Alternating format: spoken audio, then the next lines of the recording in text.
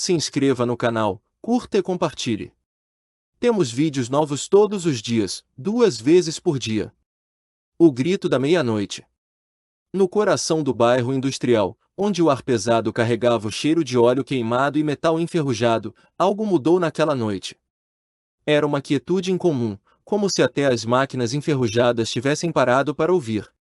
O silêncio foi interrompido abruptamente por um som que ecoou pelos galpões abandonados e pelas ruas escuras. Um grito ensurdecedor, quase inumano, cortou a noite como uma lâmina afiada. Os moradores acordaram assustados, alguns tremendo sob os lençóis úmidos de suor frio. Não era possível ignorar aquilo. Aquele som parecia vir de dentro das próprias almas, arrancando lembranças esquecidas e medos enterrados. No início, muitos acharam que fosse apenas o vento ou algum animal ferido.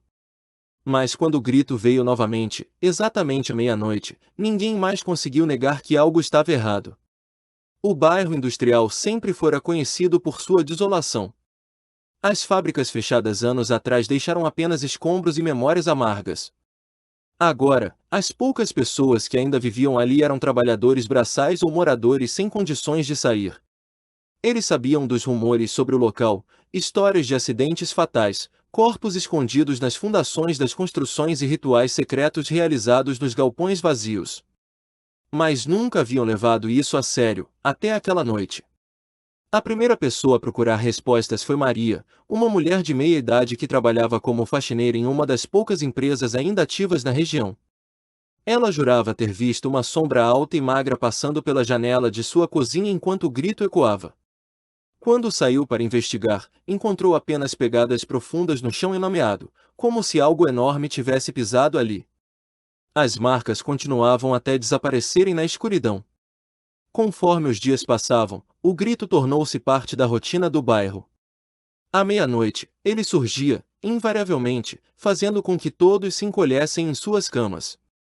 Maria começou a notar padrões estranhos, luzes fracas piscando nas janelas dos galpões abandonados, sussurros baixos vindos de lugares vazios e um odor metálico que parecia seguir seus passos. Ela decidiu organizar uma reunião com os outros moradores para discutir o que fazer. Mas nem todos estavam dispostos a enfrentar o desconhecido. Alguns preferiam ignorar o fenômeno, acreditando que era apenas uma coincidência ou um truque de suas mentes cansadas. Outros, porém, sentiam que aquele grito era um aviso, um chamado para resolver algo que havia sido deixado para trás. Entre eles estava João, um velho operário que trabalhará na maior fábrica do bairro antes de seu fechamento. Ele tinha segredos que não queria revelar, mas o grito parecia trazê-los à tona.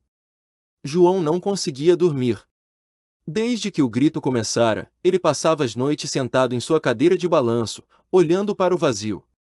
Sabia que o som não era natural, era como se ecoasse diretamente em sua consciência. Ele evitava falar sobre o assunto, mas quando Maria o confrontou na reunião dos moradores, ele não teve escolha. Eu trabalhei lá, João disse, apontando para o galpão principal, agora tomado pelo mato. Era lá que tudo acontecia.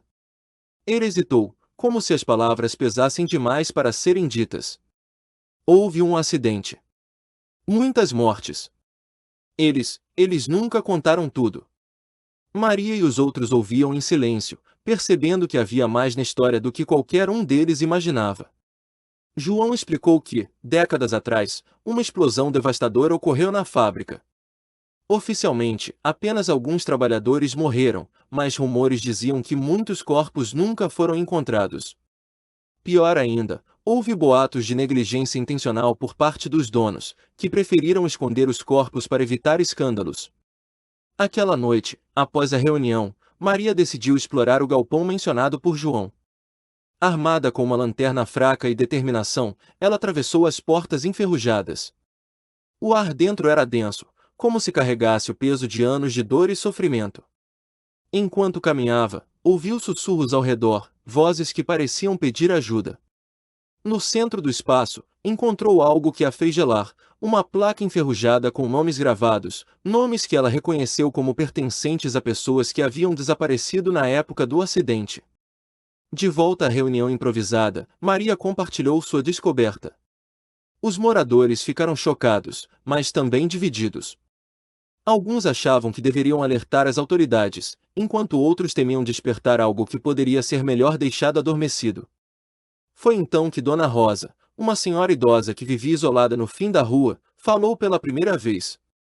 Isso não é sobre nós, ela disse, sua voz rouca, mas firme. É sobre eles. Quem morreu ali precisa de justiça, mas também precisa de paz.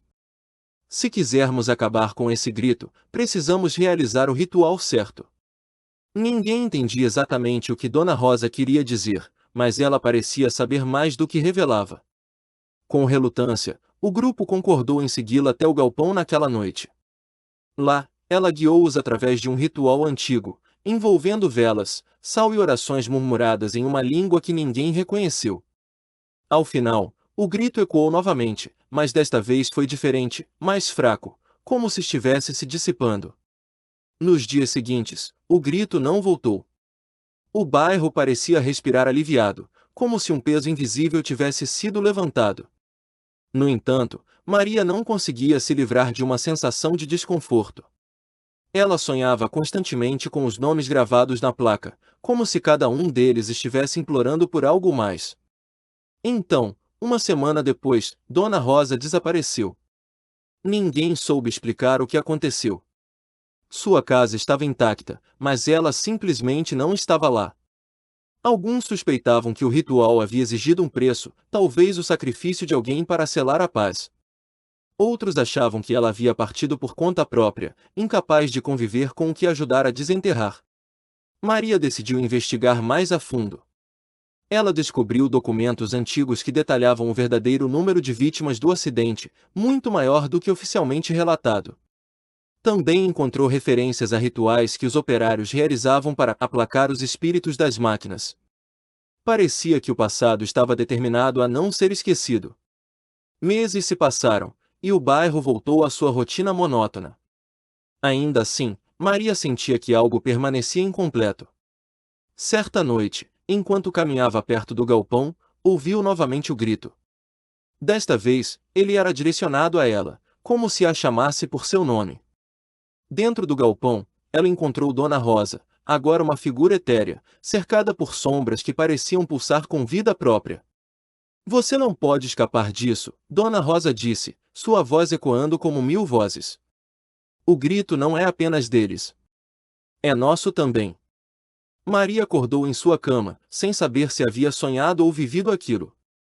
Mas uma coisa era certa, o grito ainda estava lá, aguardando pacientemente sua próxima vítima.